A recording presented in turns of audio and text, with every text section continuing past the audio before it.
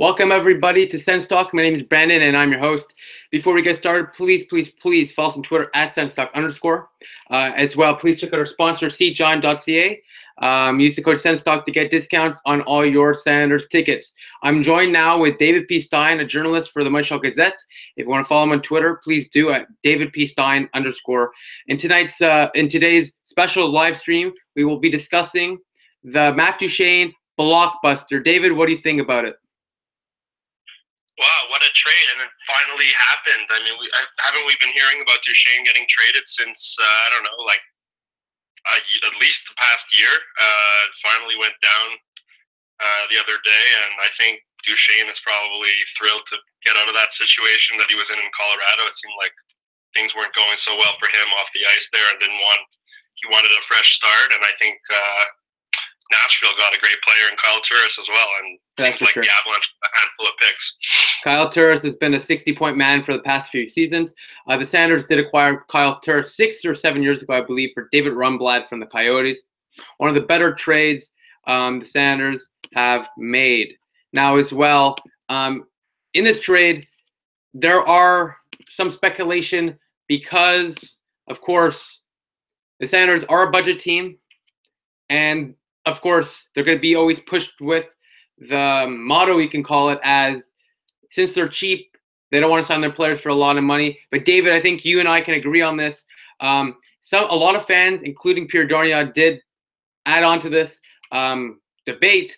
Kyle Turris immediately, when he went to Nashville, signed a 6-year deal, which he would not sign in Ottawa, for $36 million. I think personally, it's about the tax. There's a big tax difference from Canada to the United States. Would you agree with that? And what do you think about that contract? And of course, the outcome of the trade with Kyle Turris to Nashville. I definitely think there's probably something to that. I mean, the taxes, from what I understand, are a lot less harsh in Tennessee versus what they were in Ottawa, and sometimes that's what it comes down to, dollars and cents. And I believe there was a $900,000 difference per year if it was the same contract in Ottawa. Yeah, look, I mean, these are things that players and agents take into consideration when they sign long-term deals with clubs, and now it's going to be interesting to see. I know Matt Duchene's got another year after this left on his contract, but it'll be interesting to see where he goes and what dollar figure he's looking at, and I'm sure the Senators are prepared to lock him up long term as well, assuming things go well, after the trade. Yeah, especially I obviously Pierre Dornier has been high on Matt Duchene for the past 2 years. That's very obvious, but there are some people obviously saying otherwise, that the Senators would not be able to sign Matt Duchene because in 2 years the Senators have a boatload of contracts up, obviously leading with Erik Karlsson, huge contract there. Mark Stone, another big contract they need to sign. And then it leads us to Derek Brassard, whose contract expires when Matt Duchene's contract expires. Now, this is an interesting one in my opinion. Before we get to what the Duchene trade means to the Senators right now, let's talk about it in a couple of years, because Derek Brassard is not exactly... We don't know if Derek Brassard will be needed in a couple of years from the Senators team because they have young prospects like Colin White and Logan Brown in the pipeline.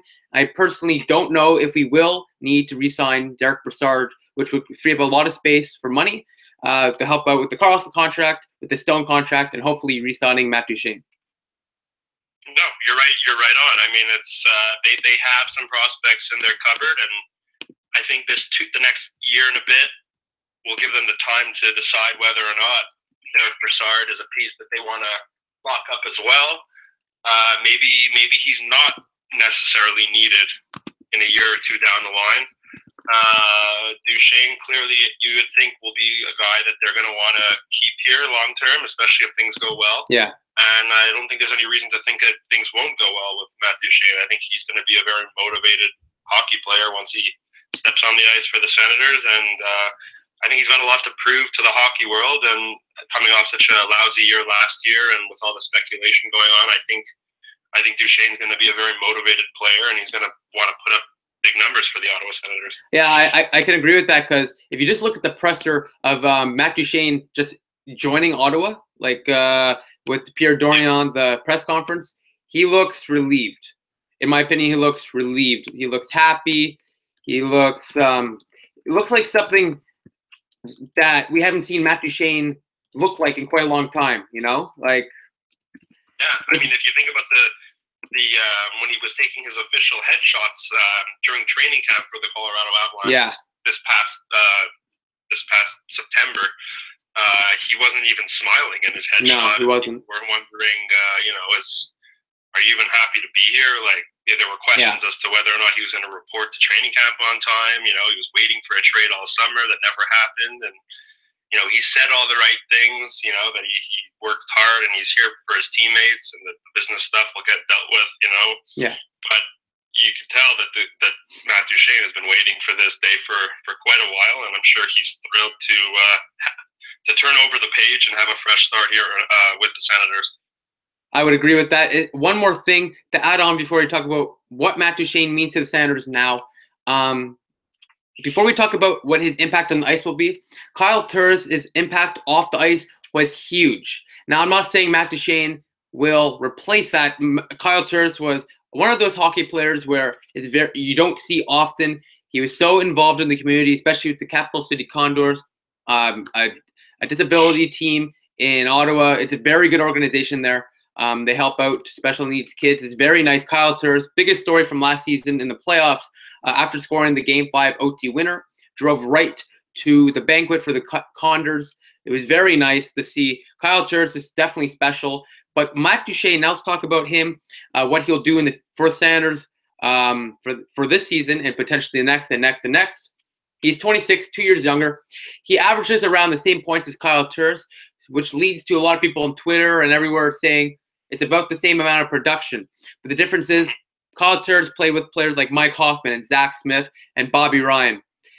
Matt Duchene played with people like Matt Nieto and Rene Bourque. So there's a huge difference there. If they're able to both keep the same amount of points and Turris is playing with better value, Matt Duchene is 2 years younger. He gets the same amount of points already. He's a former third overall pick.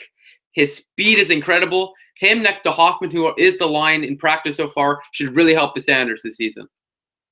Yeah, I saw that he was practicing next to Hoffman and Smith. Yeah. If that's what I saw. Most likely, not trying to interrupt, but most likely when Bobby Ryan comes back in an upcoming week or two, I would think, he'll probably replace Smith on that line.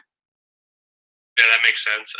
No, I mean, for sure. Like, it's been a really rough couple of years for Matt Duchene and for everyone involved with the Avalanche I'd say at least the last 2 years, and I think he's coming to a team that has been a lot more used to being competitive, a team that, number one, it's a fresh start for him, and I think that alone will be the motivation that he needs.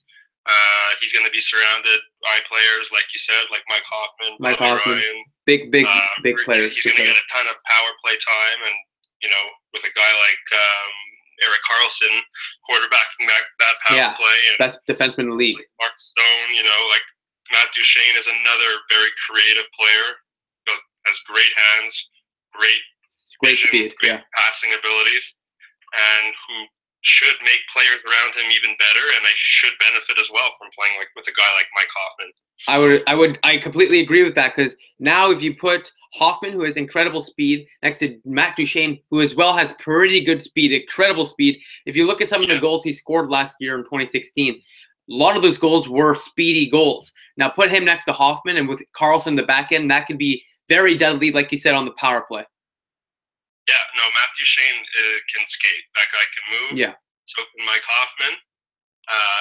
And Matt Duchene, put him in the center of the ice, and with the vision that he has, and he's able to see guys, and he's one of the few players in this league who can make plays and seems to have like eyes behind the back of his head. And in terms of making the guys around him better, I think he's going to be doing his best to make whoever is on his line that much better. And I think on the power play is when we'll see him at his best. Yeah, that's for sure. When the game can be, when he can kind of slow the game down and take his time and really use guys like Erik Karlsson and Hoffman, the quarterback, that power play, and I think he'll be a big part of that. I would agree for sure. I would agree with that because Derek Brassard is he played first line minutes in New York. He was good, but now he can play second line minutes, in my opinion. That power play just got better as well. Let's talk about, before we continue, about Turris and Duchene. There's obviously other aspects to this trade. A couple of Predators prospects and a second-round pick from Predators. The Senators gave up Shane Bowers and Andrew Hammond in this trade, including a first and third-round pick. The first round pick can't be protected this year. If it's in a top 10 pick, it will be protected by Pierre Dorion, and the Senators will be forced to give up their 2019 first rounder, and they would be able to keep their 2018 first rounder if it's a top 10 pick. But Andrew Hammond, in my opinion, is an underrated part of this trade. I think he can be an NHL goaltender, and I think that gives a lot of value, under the radar value, to the Colorado Avalanche. I may have seen something this morning stating that they were going to not hold on to him. I saw that too. Echo on that, but Andrew Hammond definitely saw a headline today on Twitter that Colorado was considering not holding on to him with the big club. Right now he is on loan. They loaned him back to Belleville, the affiliate of the Senators. But I think he is an underrated part of this trade. And, of course, especially with that run he had in 2015, the Hamburglar run. I think he has a .930 save percentage in the AHL this year. He's been very good in Belleville. And I think he deserves to get a look back in the NHL again, maybe with a team like Vegas or Arizona, a team that's lacking depth in goal. Yeah, look, I'm sure somewhere some team is going to give him a look. I mean, there are teams, you mentioned Vegas, who's decimated with injuries, especially at that position. You would like to think that a guy like Andrew Hammond, who's had success before in the NHL, will get another look. Yeah. And that could be an interesting storyline to follow, assuming he does get a call to play for a big team. I do believe he is an NHL goalie, and hopefully he will get that opportunity. Now let's talk about the prospect the Sens gave up in this trade.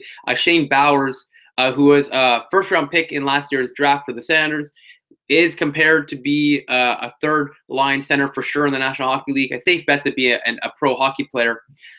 But I think an underrated part of this trade, and a great trade this was from Pierre Dorion, they got Matt Duchene. They knew they weren't going to be able to re-sign Kyle Turris, so they got Matt Duchene out of it. And not only that, they kept top prospects like Philip Schlappick, Colin White, Thomas Chabot, Logan Brown, Drake Batherson, Alex Formenton, Englund, Yaros.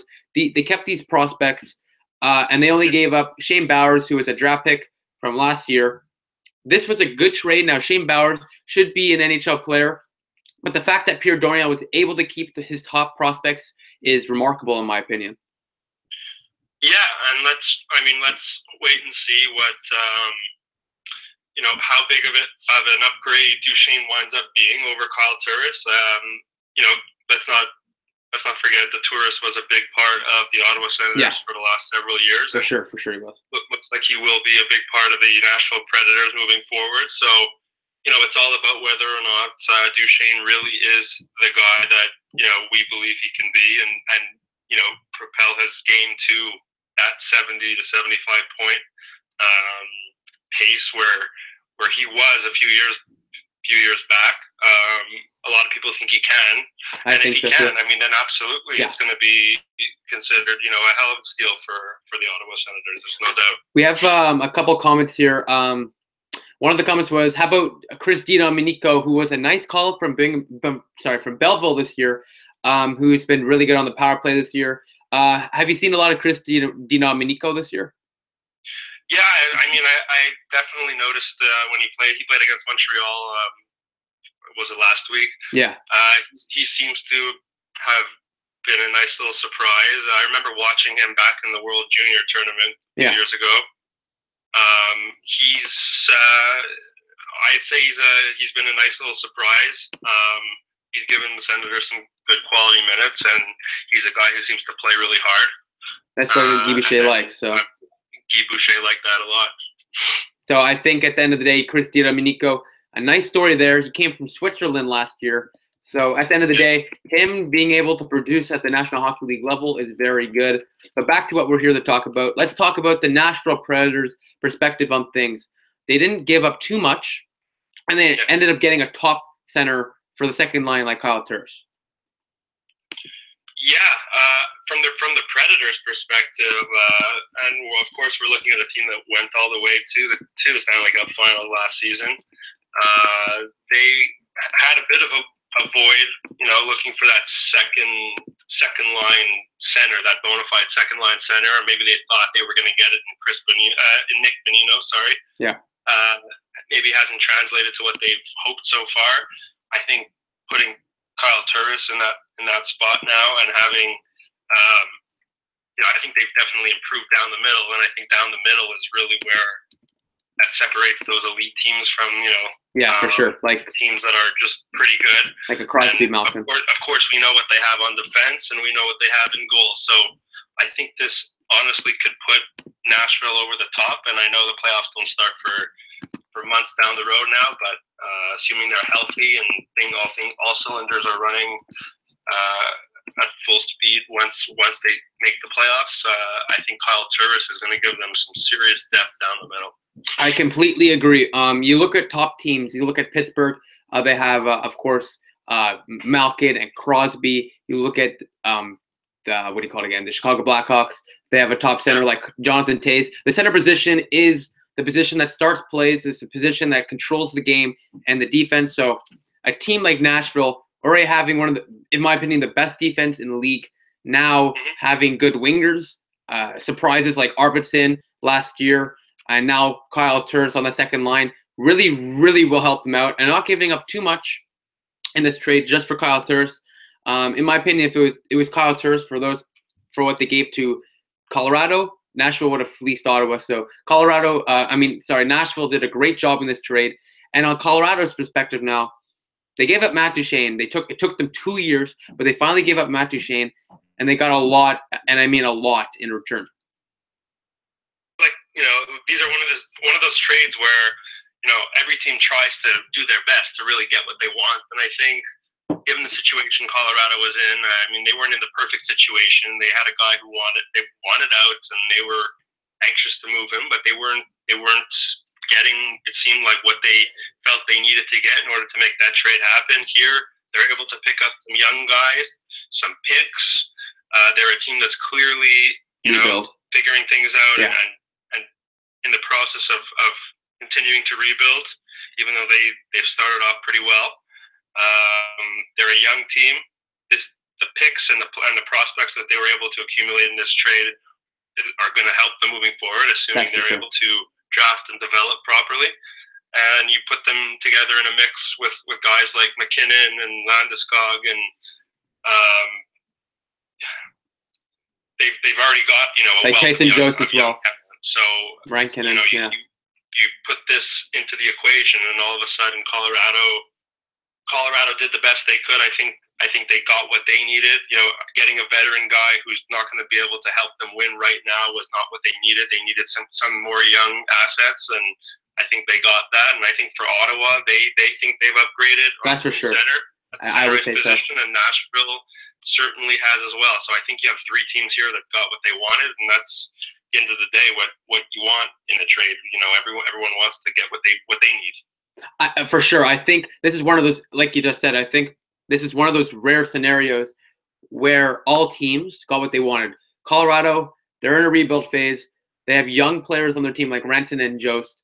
They got picks and they got prospects. That's what they want. Nashville wanted Kyle Turris. They got him. Senators, past 2 years, have been dying for Matt Duchene. They got him. All teams think they improved in some way. That's what makes this trade so interesting, because there's not really a clear winner right now. You can say Senators won because of Matt Duchene and they've been wanting him. You can say Nashville won because they barely gave anything up and they got Kyle Turris. But then you can say Colorado won because they got plenty of picks and plenty of prospects. So in my opinion, everyone in this trade wins. Where time will tell. Yeah. A commenter just said, suggesting a certain type of line combination. He meant to say a line of Chris DiDomenico, Matt Duchene, and Mike Hoffman. He thinks DiDomenico would be better than Zach Smith. What's your opinion on that? Well, I think Zach's, for the time being, I think we both agree that once Bobby Ryan gets back, I think it'll be his spot to lose. But I think for the time being, I think DiDomenico has played about 7 games, has 5 points, plays a very aggressive brand of hockey. Yeah. It could make, could open up space for guys like Hoffman and Duchene. But at the same time, Zach Smith is another guy who could potentially do that as well. He's a big body and could make some room for the skilled guys like Hoffman and Duchene. And let's not forget, 2 years ago, Zach Smith scored about 25 goals himself. Yeah. So in the meantime, I think it'll be, they'll experiment with Zach Smith and perhaps, if it's not clicking right away, Di Domenico could be another option as well that Guy Boucher goes to. But I think long term, I think what they would like ideally to have Bobby Ryan in that spot. Now, since we are an Ottawa channel, we're going to focus on Ottawa for the rest of this live stream. In my opinion, we gave a fair share to Colorado and Nashville, but we are an Ottawa channel, so we need to discuss what this means for Ottawa. Like we brought up in the beginning of the show, the contracts coming up in 2 years are going to be a problem. The Stone contract, the Erik Karlsson contract, the Derek Brassard contract, and now the Matt Duchene contract. Now, obviously, Pierre Dorion is in a win-now mode, but as a hockey fan and as a hockey analyst, David, what do you think the Sanders are going to be able to deal with this situation? Obviously, focusing on Erik Karlsson first. Well, it's going to be a tough one because clearly Erik Karlsson, he is the guy that he's gonna put a price on the check, and Eugene Melnick's gonna have to sign it, whatever that price is. So you're not gonna lose Erik Karlsson. No way. You got to sign no matter what. Then after that, you want to sign Duchene. You want to keep Stone. You want to keep Derek Brassard ideally, but maybe one of those young players you mentioned, like Logan Brown or Colin White. Logan Brown is able to come up and make it possible for the Senators to deal with Derek Brassard in a year down the road. Who knows? With that, time will tell. But they're in a bit of a situation. They will be in a bit of a situation because they have guys like Dion Phaneuf who are until 2021. Yeah, and that's a significant cap hit too. Over $7 million. Of course, Bobby Ryan. We all know what he's making. Yeah, 7.4. They're going to have to figure out a way. They're going to have to get creative in order to make some space. I think. But I think for right now, I think they're in a win right now kind of mode, and for the next year or two, I think they just got to see how it unfolds, and then make some big decisions, some evaluations, and get two down the line when all these contracts do come up, because it will be a tough thing to keep everyone. I think the only way the Senators are going to be able to keep these players, you have to get them out of the way first. After that, I believe Mark Stone and Matt Duchene. Now, I do like Derek Brassard, but I think the only way, with a budget team that does not spend to the cap in Ottawa, I think the only way the Senators are able to keep Stone, Duchene, and Karlsson is by not re-signing Derek Brassard and probably trading him for picks or prospects for the future, as he still want to improve. But if you're trying to make cap space, you want to get things for the future. So I'm not saying Derek Brassard's on the trading block. I'm not saying we're going to trade him, and I'm not saying he's going to re-sign with Ottawa. What I'm saying is Derek Brassard being able to be signed with Duchene and Stone and Karlsson is very unlikely. And the fact he's already 30 years old, will be 32 in 2 years. Matt Duchene will be 28 in 2 years. Derek Brassard is the odd man out for the contract situation. That's what it appears to be. So, the good news is they don't have to rush and make a decision tomorrow. So that's the good news. Wait and see how things unfold. Make sure Matt Duchene is the right fit. Make sure he's happy and producing in Ottawa. That's priority number one. Once they get to that point, decisions and decide, financially, who do they want to keep. They're in a good position because they don't have to make a decision tomorrow, and they can kind of let it play out for a bit and then make their decision. They're not up against the wall. There's not a gun up to the pointed at their head right now this second. I know it would have been nice for them to kind of unload Dion Phaneuf last year at the draft. But No disrespect to Dion Phaneuf, but I think we can all agree he's making a lot of money that I think they'd like to probably. Yes.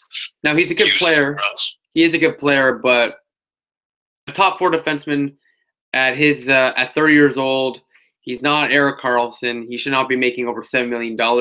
If he was making around $4 to $5 million, I'd be not ideal, but I'd be okay with that. But $7 million is absurd. Even though Dion Phaneuf's a good hockey player, he's not worth over $7 million. They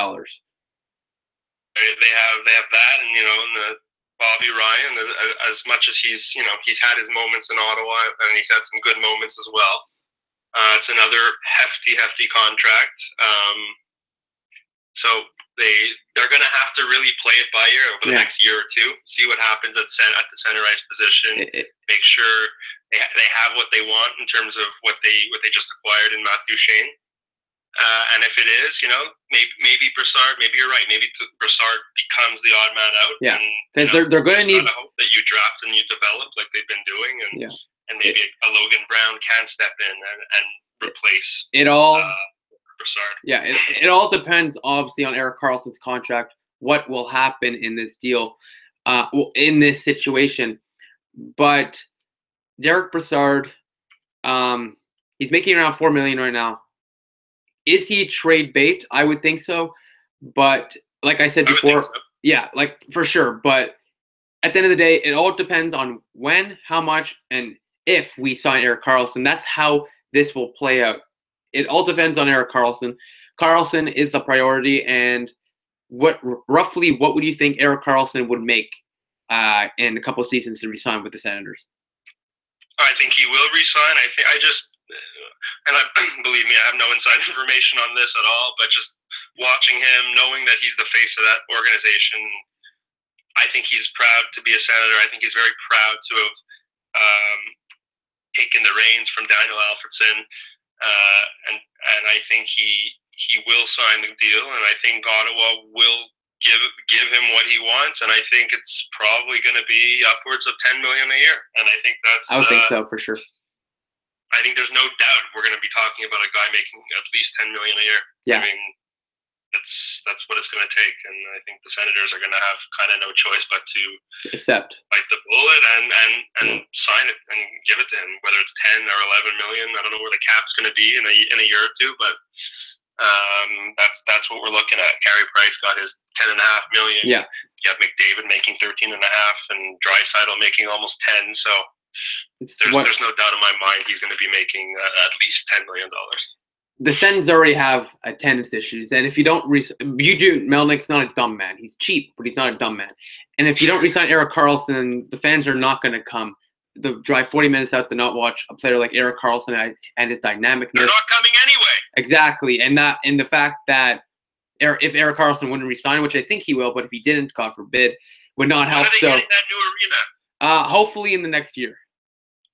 But back to Karlsson, it all depends on him for the future of this franchise and what will happen. Commenter points this out, quote unquote. This is what he said: "I do think Duchene is more dynamic. Recently, probably makes it seem even closer. Duchene had a couple years of near point per game, if not point per game, as a point per game player before the Avalanche collapsed. He had a .98 in 2013-2014 and .91 in 2012 and 13. Yeah. Even if you look back even to the year he was drafted, which was I think 2009, and he was the 3rd overall pick that year. I think it was Tavares number 1, Hedman 2, and Duchene number 3. I remember.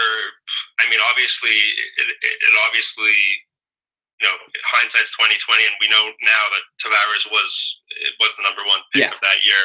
But I remember as the draft, leading up to the draft, there were people, draft analysts and reporters on TSN and Sportsnet speaking about how, don't count on Matthew Duchene going number 1 overall. Yeah. I mean, he has, from a lot of their perspectives, just as much skill as Tavares, and he's a better skater than Tavares.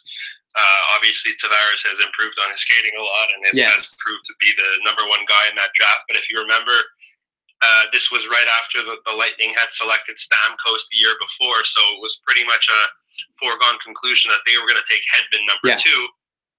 So there were people wondering, which is a good pick. Going to take Duchene or Tavares. It seems like they made the right call, but I think people tend to forget that it was a lot closer than you think back then, and a lot of people were saying that Duchene, might be the guy to go number 1. He ended up, of course, going number 3, and I think it's hard to argue that that John Tavares wasn't the number 1 pick of that year. But that's a guy who was highly touted and had some great years of almost a point per game. And if he can get back to that, and I think with the motivation he's going to have on a new team now, I think the Senators they'll be in great shape if they're going to get a highly motivated Matt Duchene, an Olympian. Let's not forget he won a gold medal. World Cup as well with Canada. Won a gold medal in 2014 at Sochi. So it's a guy who's got some experience in some big games, even though he hasn't played in too many playoff games. Only 8. But that's another thing. He got that experience in Sochi, and if the Senators are going to be a playoff team, and I know they believe they can be and will want to be. Matt Duchene clearly acquired some valuable experience in the Olympics a few years ago. Yeah, that's for sure. Like, whenever some people criticized me in the last video reacting to the Matt Duchene trade moments after it happened. Clearly, I was incredibly excited for acquiring Matt Duchene. And I did. You could look at the comments, over 1,000 views on the video. People claimed I said superstar a lot. I don't say that word loosely. I don't say Mike Hoffman's a superstar. I would consider Stone on the fringe of being a superstar, in my opinion, because his defense, his two-way abilities kind of reminds me of Patrice Bergeron on the wing. But back to Duchene, he plays for Team Canada. And if you play for Team Canada, in my opinion, you're an automatic superstar. That's just my opinion, because Team Canada is the highest honor in sports, in my opinion, for international hockey. Team Canada is a huge honor if you're a Canadian. If you play for Team Canada and you're a Canadian, you're one of the best in the country at that time, if not ever. That's why I call him superstar. And you know what? 3rd overall pick, dynamic speed, puck handling skills, very, very, very close to style of John Tavares type of play. Not saying he's at level of John Tavares, but he is 26. People are going to see in the Guy Boucher system with Erik Karlsson, with Mike Hoffman, Matt Duchene will thrive. Another comment saying Karlsson did just say recently, I did see this, so this is true. Karlsson said that he hopes he would never have to play this against the Senators again when they were asked about before his trip going to Sweden. He played against the SENS in 2008 with Frölunda or something, one of the Sweden hockey teams, and he said he would not want to play against Ottawa ever again. So which would obviously indicate he does not want to leave Ottawa. I don't think there's any reason he'll want to leave. I think he's happy there, and it's a situation where it's, as long as they pay him the money, which I don't see any reason why they wouldn't. They really can't afford to lose him from an on-ice perspective and an off-the-ice perspective, and from a marketing perspective. There are just too many things they could lose by losing him. I don't see any scenario where he's not back. It's going to be a hefty price tag. I think we all know that. That's for sure. But you know what? It's if you want to make money, you got to spend money, and Karlsson is 100,000% worth it. Another aspect of this trade, going back to the trade, without not even talking about Matt Duchene, let's get back to Nashville for a second. Kyle Turris, he's a different type of player. He has the skill, he has the hands, as you've seen numerous amount of highlight reel goals he has, and he has an incredible release. Kyle Turris, he has played first-line minutes in Ottawa for a while. He's going to be playing second-line minutes in Nashville. He's a 60-point man. What do you think Nashville should expect out of Kyle Turris this season and for the next 6? I definitely think they're getting a guy who, number one, is used to playing, like you said, a lot of number 1 minutes. So all of a sudden now you put him behind, whether it's Philip Forsberg or you put him behind Arvidsson. Victor Arvidsson.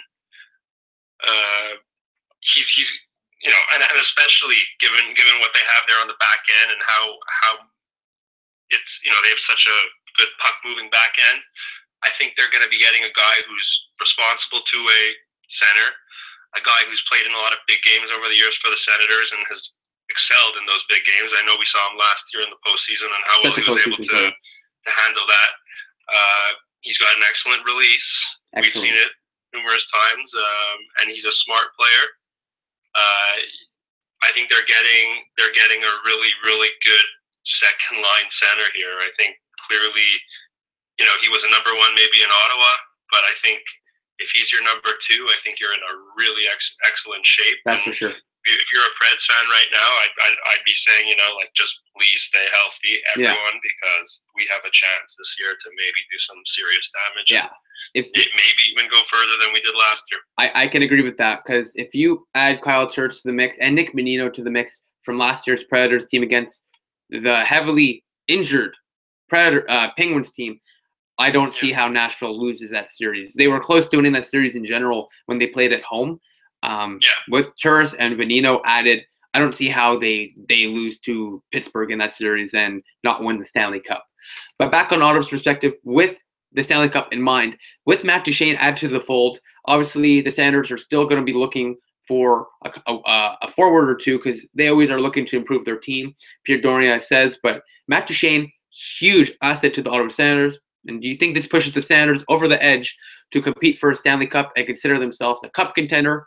And do you see the Senators making a huge push for the Cup in March and April?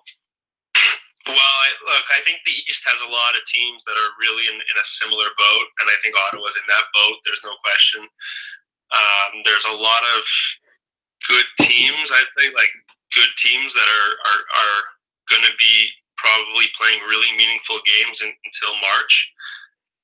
And I think clearly Ottawa should be one of them. Yeah. And we saw it last year that, as long as you get in, you can go on a run the way Nashville did, or the way Ottawa did, being one goal shy of making it to the finals. Yeah. So, I mean, there's really no, I don't see them as like a shoe-in yet for the playoffs, because I think there's just too many good teams. There's too much competition. Just in the Atlantic this conference. Yeah. But should they get in? Absolutely. Why can't they be another surprise again? They have a lot of good components. Of course, a lot lies on how Craig Anderson's going to play. And it's been a little shaky this year. Not going to lie, Craig Anderson. Yeah, so there are a lot of variables, and it's hard to predict. We're still in the early parts of November here, so injuries play a factor.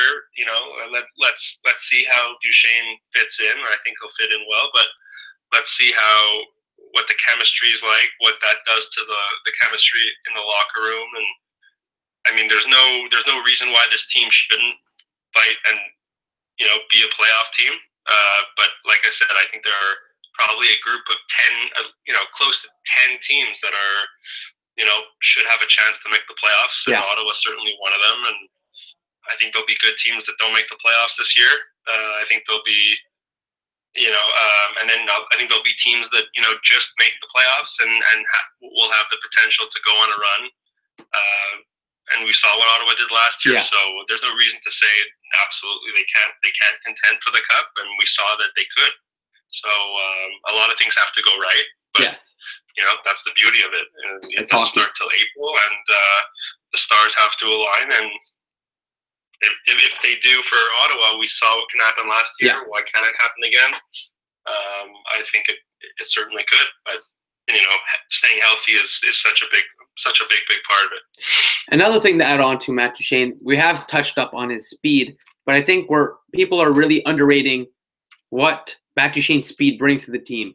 The Senators are not what you call a fast-paced team. If you take away Mike Hoffman and Erik Karlsson, and I guess Ryan Dzingel, what other player on the Sens can you consider high speed and fast? Like, Matt Duchene is one of the top-tier skaters in the National Hockey League. I mean, top tier. Like, he's one of the best. He was ranked high up just for his skating alone. His skating could, with Karlsson and Hoffman, win games alone for the Senators. Well, yeah, absolutely. They just increased in speed. There's no question about that. I mean, Duchene's a world-class skater, and we know what Hoffman and Erik Karlsson can do as far as skating goes. You mix that in with hopefully a healthy Bobby Ryan. Yeah. Hopefully, Mark Stone can. We know what a great shot he has, and he can score probably 30 plus goals. And it's hopefully it's a balanced mix. But I think down the middle is very important, and I think just down the middle right now they improved in terms of speed. I completely agree. In fact, we have a comment. We're in a weak, obviously, we and as in the Senators are in a weak Atlantic Division. We have a high chance of finishing top 3 to make the playoffs in the division. I would agree with that. I predicted at the beginning of the year that Ottawa would finish. I believe I put Toronto second, Tampa Bay first, us third. So I predicted Ottawa would be third in the division this year. But the Senators last year making the playoffs with a horrible PK at the end of the season, below 80%, and with a god-awful power play. David, you've been watching hockey for such a long time. To make the playoffs, especially in this speed type of hockey now, you need to have a special and an amazing special teams, both offensively for power play and defensively penalty kill. So far, the power play and penalty kill have been good. Matt Duchene really, really will help that, and hopefully will help the Senators make the playoffs that way, because Matt Duchene's speed, you can use it in a lot of ways. Yeah, look, special teams are very important, as we know, in the regular season, even that much more important in the playoffs when games are that much tighter, and a power play goal here can, really be the difference in a hockey game. A lot more one-goal games even in the postseason. But there's no question adding Matthew Duchene, the speed, the skill, and everything is gonna fit right in and make them hopefully improve on the power play even that much more. Penalty killing wise as well, very important too to have a strong penalty kill, because as the games go down to the wire, especially towards the end of the season in the playoffs, those are the things that could make the difference. And teams with strong special teams are usually teams that will be on the right side of those one-goal games as opposed to wrong. Like you're exactly right. Like you said, the games are so close in the National Hockey League this year. Special teams can be the difference maker for making the playoffs or not. You're exactly right about that. I think Dion Phaneuf gives the Senators a huge advantage in all aspects of the game. And obviously, like David, you know this, like Hoffman last year, Guy Boucher made him a good defensive two-way player. I see if Dion Phaneuf, not Dion Phaneuf, Matt Duchene has defensive liabilities, Guy Boucher will touch up on them and will teach and help Matt Duchene improve in those areas. As he is before, he's a great teacher. That's another thing. I mean, Matt Duchene's definitely entering, a different system, and maybe there will be a slight adjustment for him. He's working with a new coach, a very different coach, as we know. Guy Boucher is not your typical coach, and his systems are a little bit unorthodox. And I know Bobby Ryan, for example, it took him a while last year to get comfortable, and we saw how well he did in the playoffs, but there was a learning curve. So you hope that the learning curve for Matt Duchene won't be too bad, and he'll figure things out relatively soon. But I'm sure there's no doubt that Guy Boucher is going to want to work with him and make sure he's the best possible 200-foot player that he can be. And I think they got Matt Duchene at the right time, because I think he's extremely motivated to learn. On a non-hockey talk, I have some breaking news for everybody. Former Toronto Blue Jay Roy Halladay has just passed away in a small plane crash. I know this is not hockey related, but he was a Toronto Blue Jay. He is a Hall of Famer, I believe. If David, I know you're a Cubs fan, I believe, and a former Expos and an Expos fan. Roy Halladay has passed away in a plane crash, just announced recently. That not trying to get away from the hockey talk, but that I think deserved to be something said. That is just awful. Very, very sad news. It's awful. I was following that on Twitter earlier. Yeah. And for a little while, they were not sure. I saw that, yeah. That's why I didn't want to say anything, but yeah, that's just horrible. Yeah, they weren't sure whether or not it was actually Roy Halladay, so it took a while for them to confirm the report. But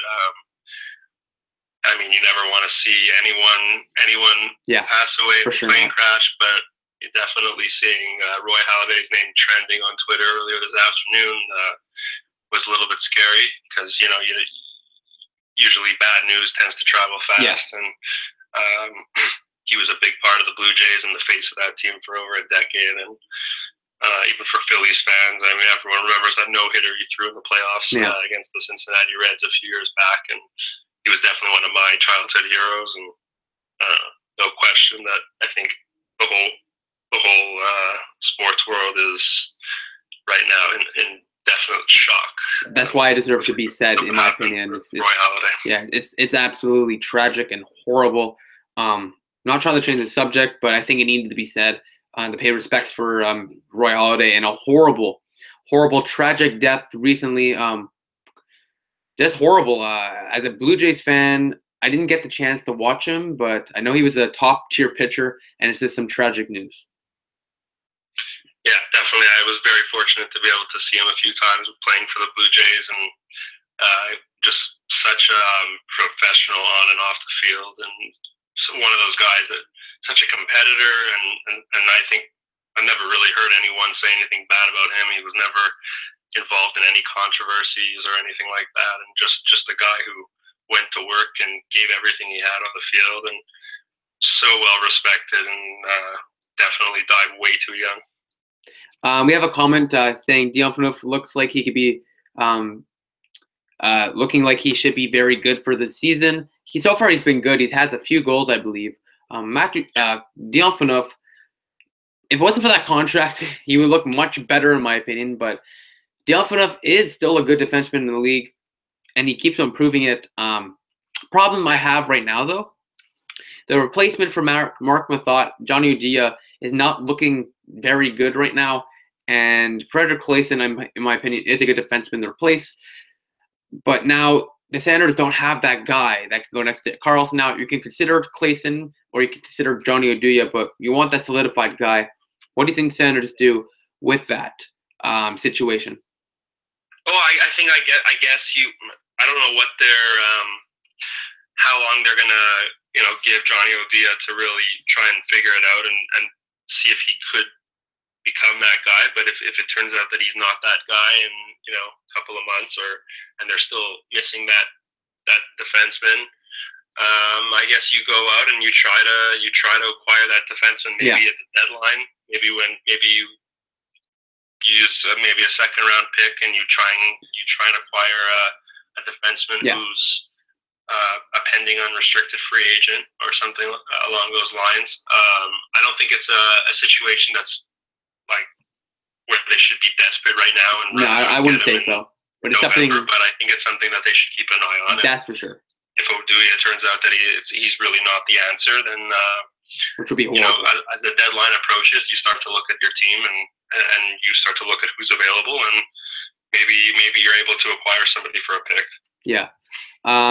Obviously, the Senators, like I've said before, and I'll say it again, always looking to improve their team. Offensively, defensively, they are very well depth. But the Senators, this has been a problem for the past few years. Always need that extra forward. In your opinion, David, what type of forward would the Senators most likely want to get? They already got Matt Duchene for speed. So would it be more like a veteran presence or a young, like 26, 28-year-old, like a Brandon Peary type of player? That's interesting because, they seem to be, assuming once they get healthy and everything, they seem to be in a good spot as far as their top two lines go. But you want that depth always, right? That's the problem. You want that depth. But as far as depth goes, I know last year, and I guess, this year as well, but Alex Burrows was a pretty key addition last year. And, he's a guy that, maybe if they could add another type of Alex Burrows as well, to go with what they already have, just to add some grit and some sandpaper like that. Yeah, that can take minutes and get the greasy goals. I completely agree with you on that one. Yeah, you can never really have too many of those depth guys because injuries do happen, and God forbid you lose a guy like Alex Burrows to an injury or something like that. You like to have a few of those guys at your disposal, and maybe they can add another one or two of those guys. Like I keep on seeing every single year, there's this guy from the New York Rangers who comes out of nowhere and plays spectacular. This year so far, it's Pavel Buchnevich, I believe. Yeah. You know what? Oscar Lindbergh last year, he's playing well in Vegas. You got to give a chance to these younger depth type of players who have upside, who can play in the boards, play in the dirty areas, get the greasy goals, and still have offensive skill. I think the Senators need somebody like that. And it won't come at a high cost. It could be a third or fourth round pick, or just a prospect. It wouldn't be a lot. So far, Chris, sorry to cut you off, but Chris Domenico is another. Yes. Another. He's not the biggest guy in the world. He's a nice surprise. But he's the guy who plays like a Tom Pyatt. He's been able to produce a few points so far this year. Maybe let's see how he continues to thrive. And I agree. If he could be the answer. To go the way he's going, that could be the answer to have in your cupboard for sure. I think for sure, yeah. With this situation, I think Chris Domenico could be the answer to the Sanders depth problem. And you know what? At the end of the day, the Sanders, knowing Guy Boucher, will probably find something in Switzerland to replace him. But no, another guy like Tom Pyatt would never hurt. He's a fast little guy and gets to reach the goals. For sure. Coming back from the Swiss league, Tom Pyatt having a great start to this season. Yeah, seems to be thriving under Guy Boucher. So, Pyatt, you have Burrows, you have Di Domenico right now. I think it's a little too early to panic and see what else you guys need, but I think they'll be keeping an eye, and Pierre Dorion will be watching his team, and they'll figure out what they need towards as the deadline approaches, and whether it's another defenseman or another depth forward. I think they'll be they have their time to figure it out right now. I agree. Matthew comments, why not call up Chabot for good? A big reason is because the defenseman is full. They have 7 defensemen, which would be Borietzky, Wyman, Clayson, CC, Phaneuf, Carlson, and Oduya, which is the reason I brought up Oduya. Yeah. Obviously, in my opinion, Thomas Chabot should be called up, but they don't have a spot for him right now. Yeah, and I think they want Chabot to be a guy who's playing top minutes every single night. And that's another thing. He doesn't have as great a prospect as he is. I don't think he has enough. He might not have enough pro hockey league experience, and I think they'd probably want to give him at least half the year in Belleville with the Senators there, and have him playing close to 30 minutes a night. I think maybe that way he develops a little bit more. Exactly. Yeah. As opposed to having him with the Senators playing 12 minutes a night or whatever it is. Definitely give him the time. Have him play in Belleville. Whether it's half the year, 3/4 of the year, you can always call him up later on. Maybe he's the answer. Yeah, exactly. Obviously he's a highly touted prospect and everything, and there's no need to rush him right now, I don't think. And let him play all those minutes in Belleville right now, and see where he's at maybe in a few months. I agree. Senators have a great cupboard of prospects in Belleville. It's just with Guy Boucher, he trusts the veterans usually. And if you want to get that depth with trusting those depth pieces, knowing Guy Boucher, another depth addition will always help. I love depth. Depth always helps playoff teams out. Always the depth players are the teams. The depth players push those teams over the top, in my opinion. Like Sherry last year, or Scott Wilson. These type of players, or Kunako, like these type of players, just from the Penguins alone, could really push your team over the top. As well, another comment saying Colin White could be a depth guy this year. He's probably better than Jack Rodwell, who he hasn't gotten a point, but he has been able to play fourth line minutes and hitting and in the boards and stuff. But yeah, Colin White, when healthy, can just erase all this conversation and be the answer to this problem. Could be, absolutely. It's like another guy who I think they want to keep an eye on and allow to play top minutes down in the minors, and then kind of evaluate. I think right now, this second, do they need him right now? I mean, I think it's more important that they develop him properly, give him the time that he needs on the ice, and could change though in a couple months, and maybe he will be ready at that point. I think it's too premature to tell right now. I completely agree. But on that front, one more question. Do you think the Canadians can pass? Do you think the Canadians can pass the way the Canadians play at the beginning of the year? Do you think this comment is very hard to read, but it does say, do you think they can get out of the horrible slump and make a run for Ottawa's position in the standings? What do you think on Montreal's front of things? Will they get out of this slump with Carey Price still injured, which is a big big problem because I don't know if he's injured or not, and if he is, that's also a problem. But there's clearly something on with Carey Price right now. Do you think the Canadiens can pass the Senators in the division this year and make the playoffs? Well, whether Price is hurt or not, or whatever the injury is, I mean, that's they're only 3-point out. So I mean, they need to worry more about whether or not he's going to play well. Yeah. Never mind whether he's going to play.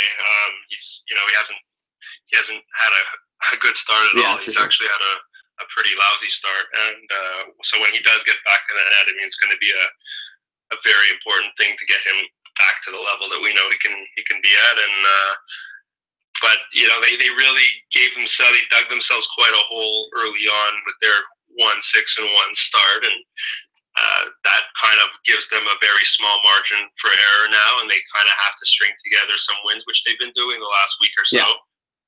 And we see how close the standings are, and they might only be about 3 points out right now. So they got to keep winning some games. They have a 6-game homestand coming up right now. If they can, win 4 or 5 of those, that maybe puts them right back in the mix. And they certainly have some positions they want to address as well as the season moves on. I think there's perhaps a defenseman or a forward that they feel like they're missing, but I think the season pretty much is going to lie on whether or not Carey Price can come back and be the guy who they expect him to be. And if that happens, I mean, he's that good that he really could get them back into the playoffs. But that's a big variable. They got to keep winning right now to make up for what how poor their start was. And but like I said, there's not that much wiggle room now because of that start, and they're going to have to keep winning and in order to put themselves in that position. So there are some positives with that team, even though they had such a negative start. But I think it's still early in the season. I think a lot of people keep forgetting there's still a lot of games left. Yeah. And Carey Price is going to have to be the Carey Price that the hockey world knows, and if he can do that, yeah, sure, why not? I mean, he could be that difference. That's how good he could be.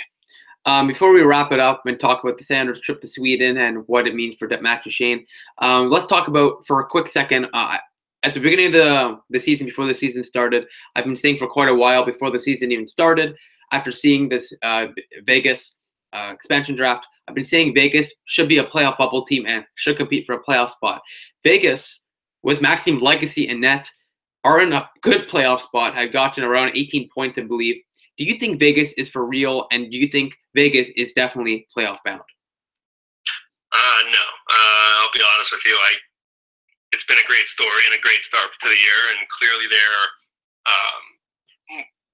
one of the better expansion teams I think we've ever seen. And I don't think people were expecting Vegas to be, at the bottom of the league the way traditionally expansion Senators and Capitals are.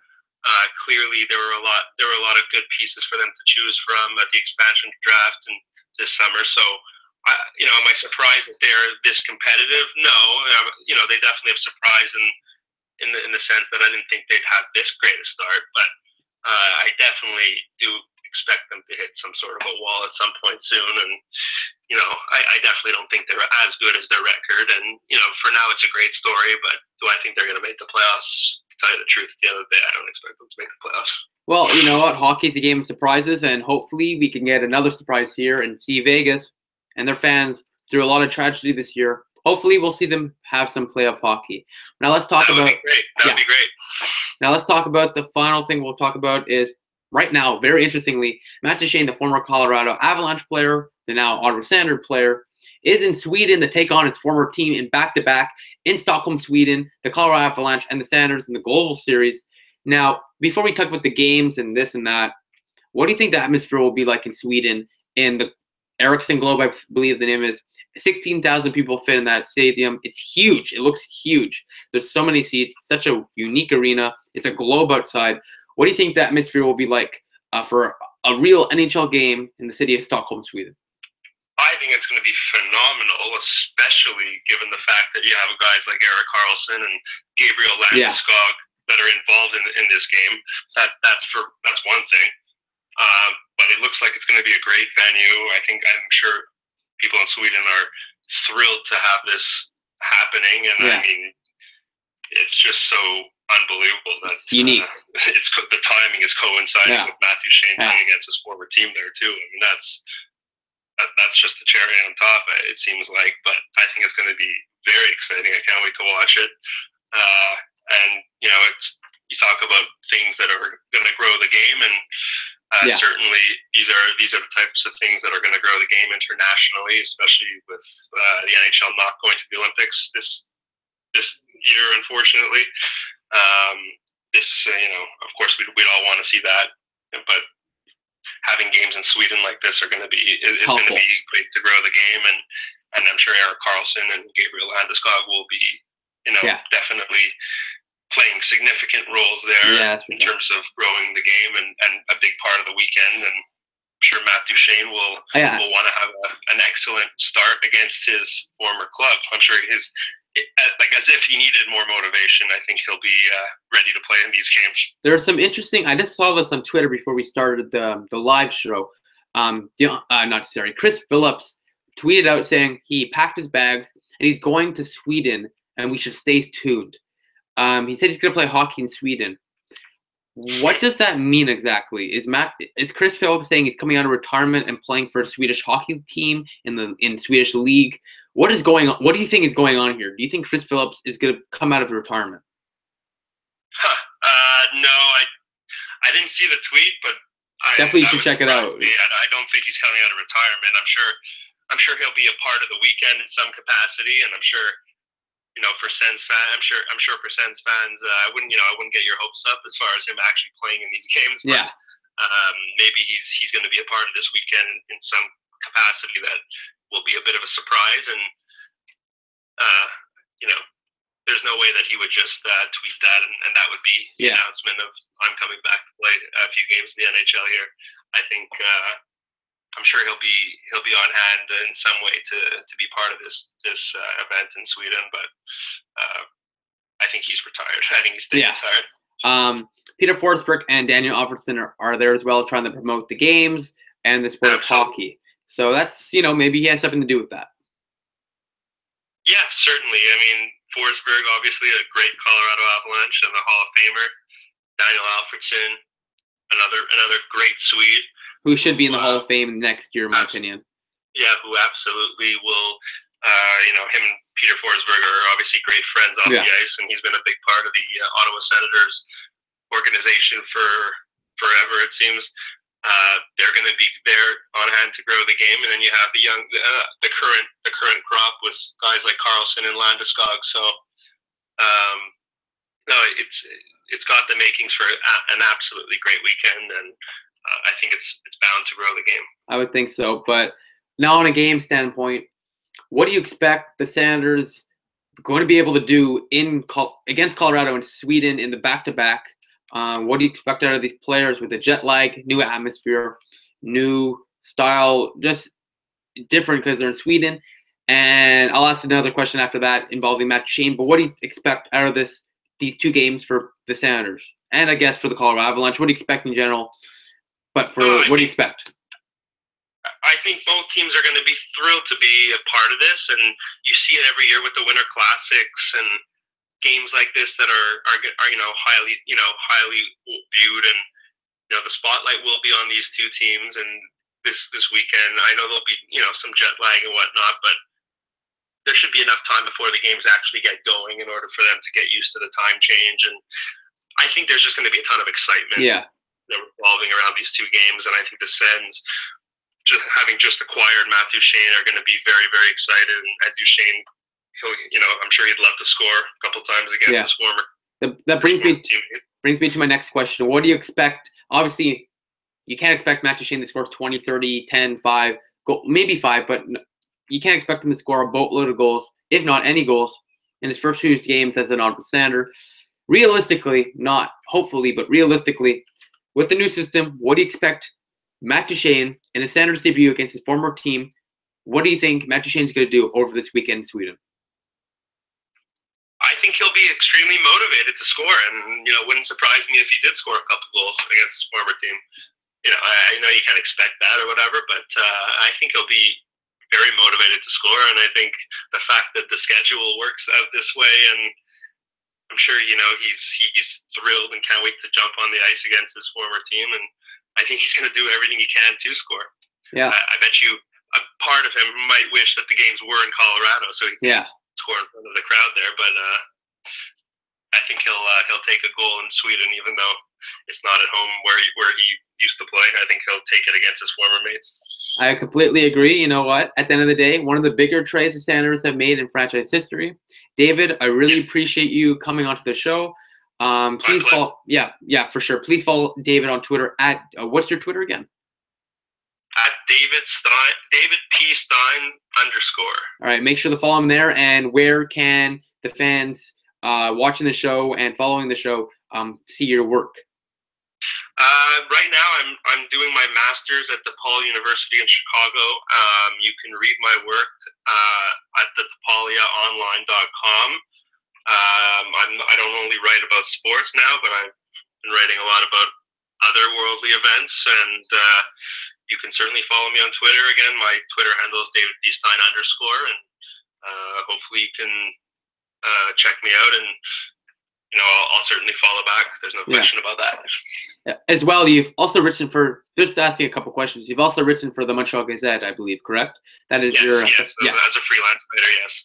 Yeah, there was an interesting article you wrote about Connor McDavid. Just a quick question. What was it like to see your article written about Connor McDavid before he was a phenom? What was it like to see your name and your article in the Montreal Gazette? That was, we're going back, I think, to the summer of 2013. I spoke to Connor a few times over the course of that year. He was already highly touted, and people, I think, knew who he was, but, you know, certainly wasn't, you know, as big as he is today. And it was really, I remember it being a big moment for myself. It was the first article I actually had published for the Gazette, and it's kind of what got me started over there. I remember it being a very big moment at the time, but I think as time goes on now and we see what Connor's doing in Edmonton and at the National Hockey League level, I think it's becoming even that much more special and memorable that my first, you know, article published was an interview, and I got to sit down and speak to him and his father Brian, and they took the time with me and have my name next to his name, and it's something I have framed in my room, and it's definitely a very, very cool thing to have now as time's going on. Yeah, that's for sure. So once again, thank you, David, for joining the show. And if you ever want to watch more of me, and of course follow the Senators and follow this channel, please click the big red button down there and subscribe to us. So once again, please follow us on Twitter at SENStalk_. For live jumps of the games and of course breaking news. Please like us on Facebook at SENStalk. Add us to your circles on Google Plus and stuff. Click the big red button down there. Subscribe to us. Like this video, share this video, or live stream, wherever you share cool stuff. Please check out our website, senstalkcentral.com. We update it every single day.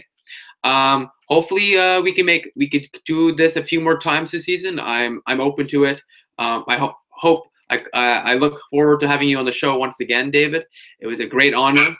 Seriously. Thank you very much for joining. And of course, see John.ca with the code SENStalk. You get discounts on Senators tickets. David, thank you very much for coming on the show. Hopefully, we will see you soon. Thank you, everyone here, for watching for the past hour. I appreciate it. Thank you for watching this special edition of SENStalk, a live stream show for Matt Duchene's blockbuster deal. I will see you Friday night when the Senators take on the Colorado Avalanche in Stockholm, Sweden, in Matt Duchene's Senators debut. Thank you, David, for joining us. Thank you for watching. I'll see you soon. Go Sens go.